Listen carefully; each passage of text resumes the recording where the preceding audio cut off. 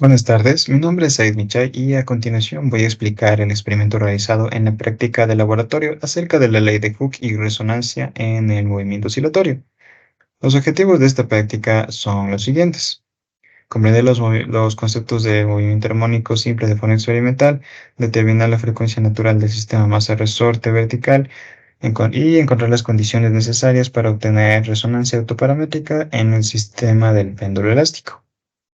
El sistema que se va a estudiar es un oscilador amortiguado formado por un resorte vertical con una masa colgada en un extremo. Se estudiará su frecuencia angular, su elongación y su comportamiento a medida que varían sus masas.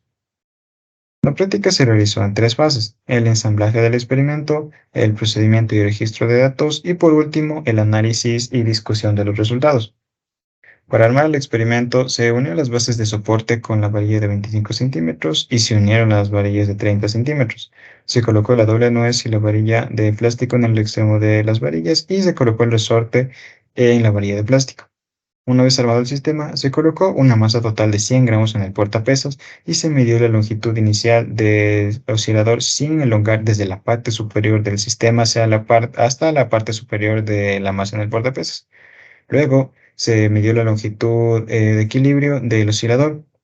Después se soltó el resorte desde la posición de equilibrio para que oscile durante un minuto y se calculó su periodo y elongación. Se realizaron 6 ensayos repitiendo el procedimiento con masas de 130, 150, 170, 180 y 190 gramos. Y se obtuvieron los siguientes resultados. Se puede apreciar que el periodo aumenta a medida que la masa colgada en el resorte también aumenta. La ecuación para calcular el periodo es la siguiente y muestra que el periodo es directamente proporcional a la raíz cuadrada de la masa. Para las masas de 100 y 130 gramos se observó una oscilación amortiguada en el sistema masa-resorte. Por otro lado, para las masas de 150 gramos en adelante se observó una oscilación amortiguada, pero durante ciertos instantes la oscilación se comportaba como un péndulo y luego regresaba a una oscilación vertical. Durante estos momentos, la amplitud de la oscilación aumentaba lateralmente y el resorte se mantenía sin elongarse durante unos pocos segundos, para luego volver a estirarse de forma vertical.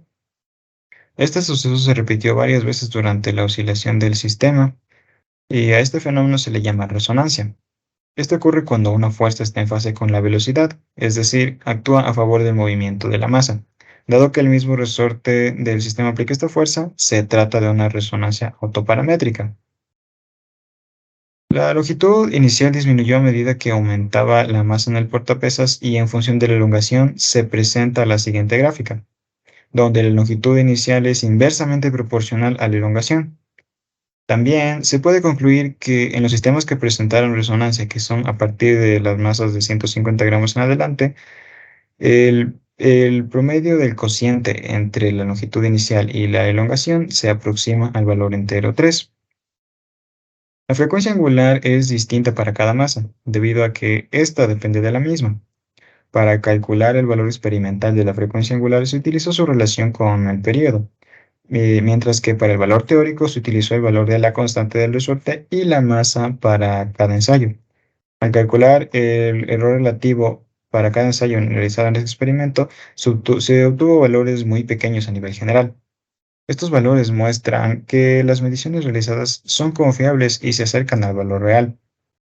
Para los ensayos que presentaron resonancia autoparamétrica, se calculó la frecuencia angular del sistema masa-resorte y la frecuencia angular del péndulo con las siguientes ecuaciones. Con estos valores experimentales se estableció la relación entre las frecuencias, donde la frecuencia angular del resorte era aproximadamente el doble de la frecuencia angular del péndulo, para los ensayos que presentaron esta resonancia.